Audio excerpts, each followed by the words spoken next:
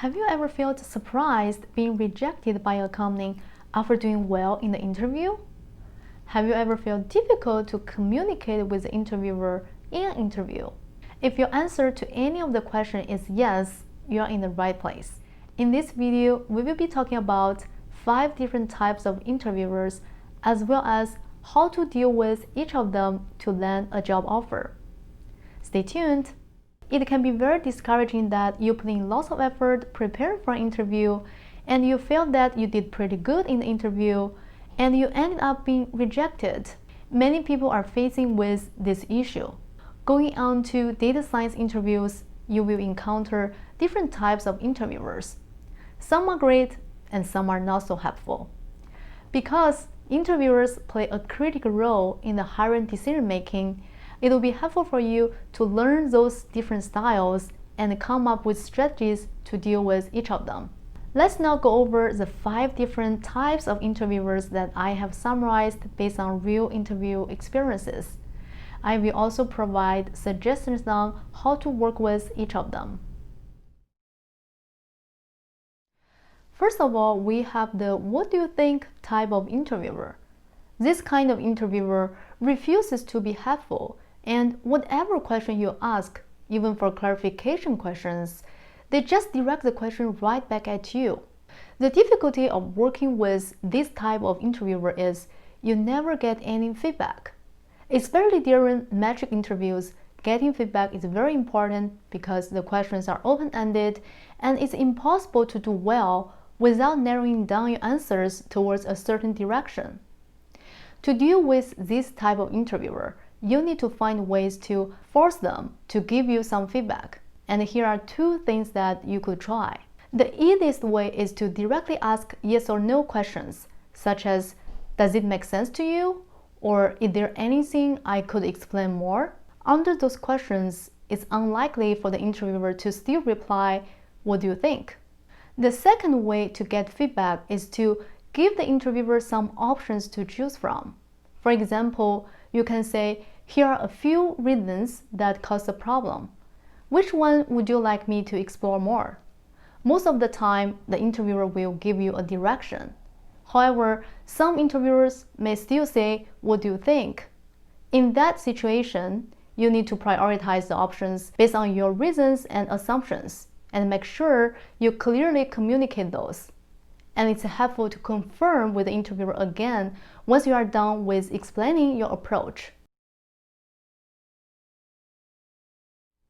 The second type of interviewer can be categorized as "this is not what I expected" type. This type of interviewer usually gives you some positive feedback such as, "Okay, continue" through most of the interview. But after half or the majority of the time has passed, the interviewer suddenly says, "This is not what I expected," or "I was expecting something else."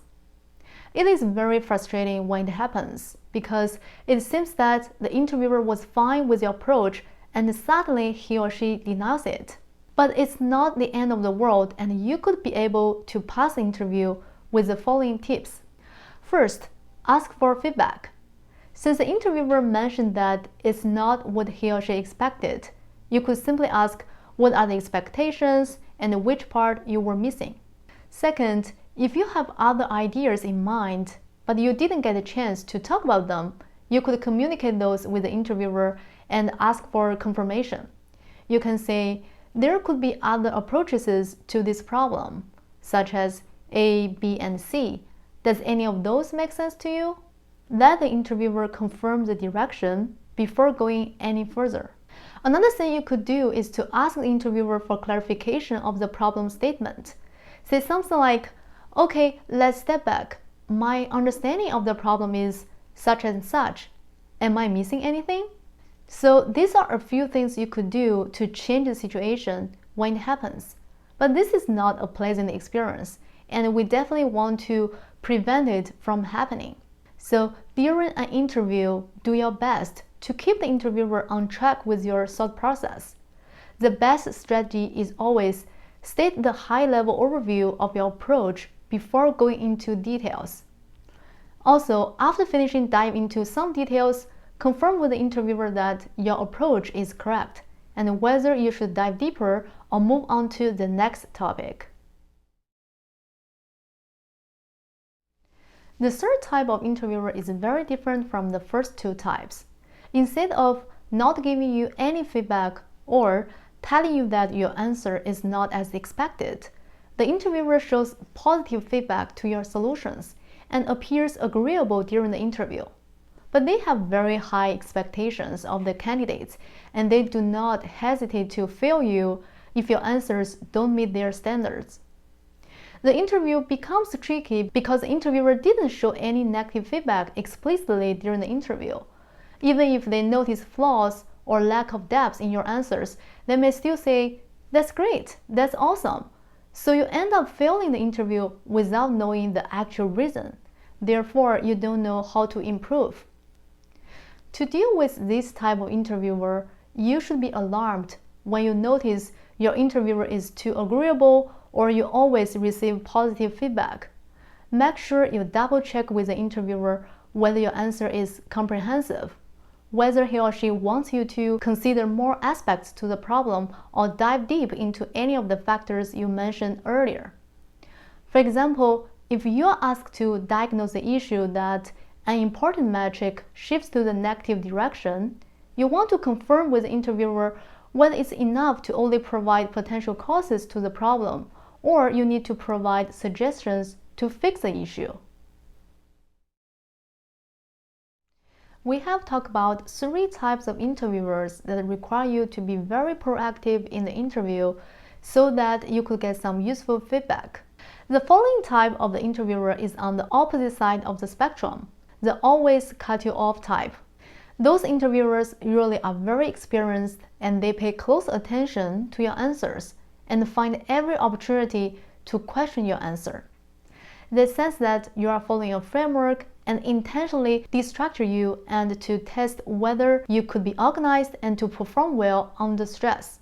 It's completely normal that you become nervous and feel you are being grilled under pressure of constant disruptions and questions.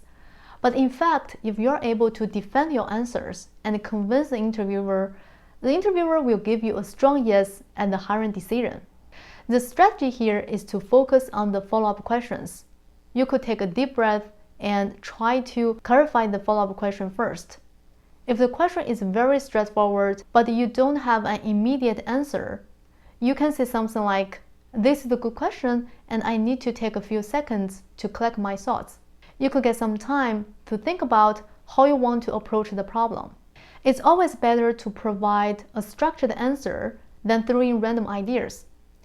After you finish answering the follow-up question, you could come back to your framework and continue answering the original question. Now, you may ask, what if I don't remember where I left after answering all the follow-up questions? You could always ask for a few seconds to jot down a rough framework or some keywords before answering any questions. If you are asked to stop for a follow-up question, make a mark on where you are so you could come back to it after finish answering the follow-up questions. The upside when you encounter this type of interviewer is that you get a lot of signals and feedback from the interviewer. It will be more like a real discussion session with a sharp colleague when your ideas are constantly challenged and you have to defend them. We have talked about 4 types of interviewers who may make your interviews harder and more challenging. What should an ideal interviewer look like? First, the ideal interviewer should give you the right amount of information about the questions and tell you what the expectations are. For example, when you ask for clarifications, they should tell you what a metric is defined if the question is to diagnose the changes of a metric, and they should tell you what a product does when you're asked to improve a product. Secondly, the ideal interviewers provide useful feedback for you. They pay close attention to your answers, so they steer you towards the right direction when needed, and you don't waste time in the wrong direction. It's completely common for a good interviewer to say, "What do you think?" in order to test your ability to lead the problem-solving process. But the interviewer also tells you whether your assumptions are correct, if your answers make sense, and whether you should dive into other factors. It would be great if all the interviewers are the ideal interviewers. But in reality, you may interview with different types of people and it can be discouraged being rejected after all the efforts. Don't blame yourself if you have done your best in the preparation and in the interviews, because there are many factors go into a hiring decision and some of them are out of your control. It is totally possible that you have aced the interview but other factors affected the decision making. For example, there's another candidate who has more relevant experience and fits the job better, or a candidate has a very strong referral, so the hiring manager chooses them over you. It's also possible, even though the chance is very low, that the hiring decision was made before the interview. The reason could be there's no headcount due to a reorganization or cut in the budget. With that being said, you as a candidate should focus on things that you are able to control. That is interview preparation and your performance during the interview.